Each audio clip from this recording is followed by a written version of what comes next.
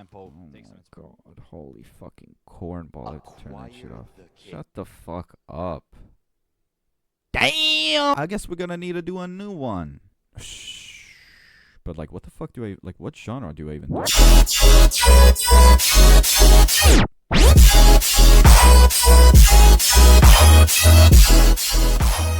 So ladies and gentlemen, the last actually upload I did was actually something stupid, but I did actually end up posting some future rhythm stuff on there, so I think it would be actually a great idea if I taught y'all how to do some future rhythm. Nowadays, honestly, I just do vocals, but I figured I didn't do a video in a long time, and I know I recently did a future rhythm song that I am gonna scrap. I'll just give you some examples on how to do shit and how to get the, you know, rhythm going and shit.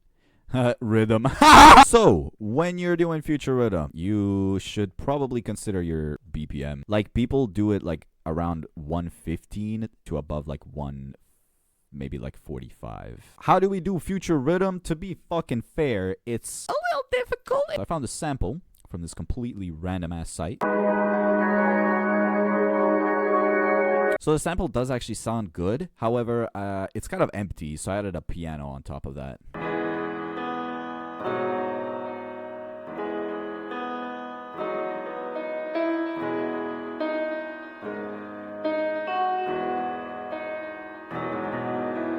So for the intro, I actually added the sample first, and then I added an automation clip for the volume that actually goes up.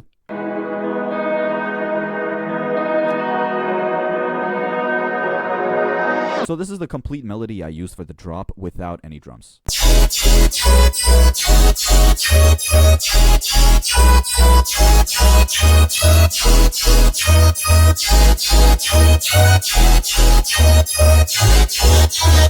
So for the chord progression and the rest of the leads and melodies, I actually use Serum presets, not stock presets. I found presets like online and shit. Or if you're, you know, professional, just fucking make them yourself. I tried. I suck. I really fucking suck at sound design. I do it from time to time, but honestly, I just fucking suck. Chord progression is actually pretty simple. It kind of just followed the same thing the piano did. So when you're doing melodies for this shit, your best bit is to add as much as you possibly can. And when I say as much as you possibly can, I mean like try just literally copying the same fucking chord progression or the melody or absolutely anything you did, and just like find a new preset or design a new preset and then just paste it. See, like none of this is like any different. Maybe like by a note or two, but even that. No, not even by a note or two. Everything is just the same. Maybe just like a different octave. That's it. So to get that future rhythm, you got to do a lot of side chaining. The way to do it is actually not really that hard. You have external plugins that you can use like Kickstart, Simple Side, STFU. Not even kidding, by the way, that's like an actual plugin. You see this little offset I have over here? It's not like on the bar. Yeah, that's because of the groove. Because when I actually clash those with my drums, it becomes a lot different. Apart from adding them completely aligned.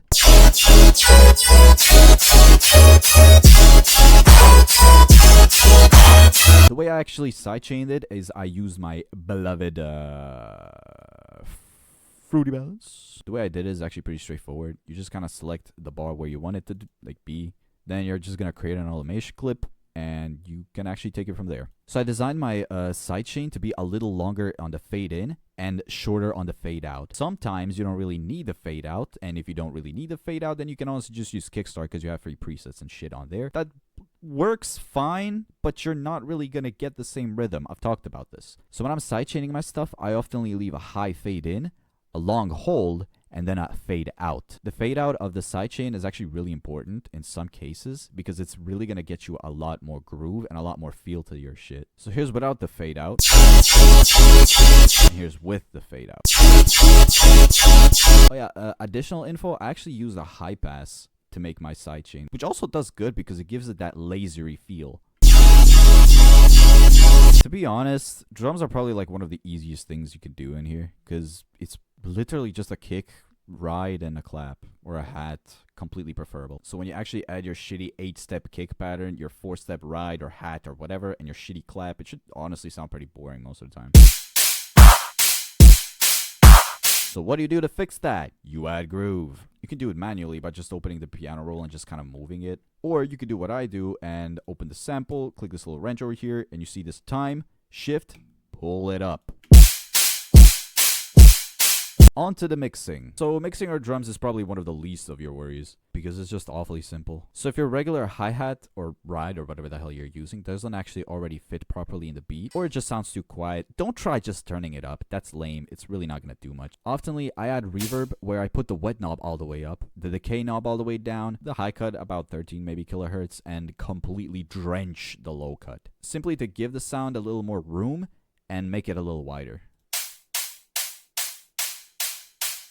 Then I follow it up with a fast distortion, freshly opened, completely stock. So after you add the fast distortion, it actually makes your sound like really clicky and shit. So what I like adding is transient processor, where I actually put down the attack knob just a bit. I actually put it up here for just a little bit of difference, but honestly, it just doesn't really matter that much. So what it does, it actually just kind of extends your sound. I think that's like the best way I can explain it. So I actually really started to love this plugin a lot because it actually does really good in drums of any kind. Absolutely any kind. Trap, rhythm, dubstep, fucking R&B, dude, you name it. The attack knob is what you're looking for. The more attack you have, the clickier and punchier your sound will be. The less. That's why I added the transient processor after the fast distortion, simply just so I can remove that crunchiness and that attack, so it just doesn't punch that much, because it's really not that necessary. Then I like to end it up with an EQ where I just raised the high ends just a tiny little bit, but over here I actually lowered them. I don't know why I even did that. Then I just added a simple low end, because after adding the distortion, the sample's frequencies actually get louder, meaning the lower end actually gets louder as well. So I cut that off. The same principle kind of works with the clap. I honestly use the exact same plugins, like nothing really different. Same goes. 2 fast distortions just for the clear sound. Super short decay for the reverb. Transient processor because I want a good release and I want a nice punch. Topped it off with a nice EQ, completely drenching the low ends and just a little bit of the high ends, raising the mids so you can actually hear that clap properly. And basically just tuned it down by a few semitones. Here's what I had and the clap so far. Kick mix isn't really anything special. I just added a simple EQ, just kind of to low down the punch of it. I actually ended up getting a little more complicated with the sidechain. I basically made a sidechain where it just does triplets. And like, to be honest, that's about it. This is basically just a short, simple video explaining how to get that future rhythm. It's less of a tutorial and more of just a showcase. You know, just to get you inspired, I guess. For the intro, I just made simple riser drums with reverb on the master. Yes, just going up and then eventually going down entirely.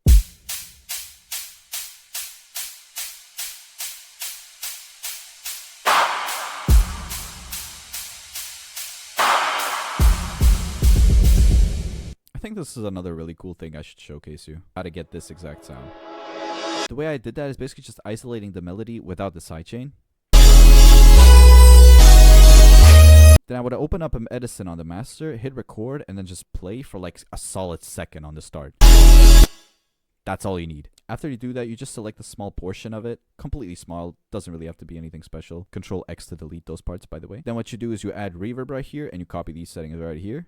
Click accept, and you can scroll out. You want to click and hold this button and drag that into your playlist. And then with that, you just want to reverse it and cut this little bit off. On top of that, I could actually absorb a lot of low end because of the reverb, so I just add a simple EQ, just cutting off the low end completely. And that's how you can get this cool riser effect using absolutely anything. Seriously, this works on drums, kicks, melodies, samples, vocals. Please do it on vocals. This is amazing. It works anywhere. It's great.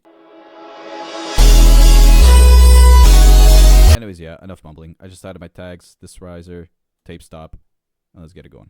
Here's the full result.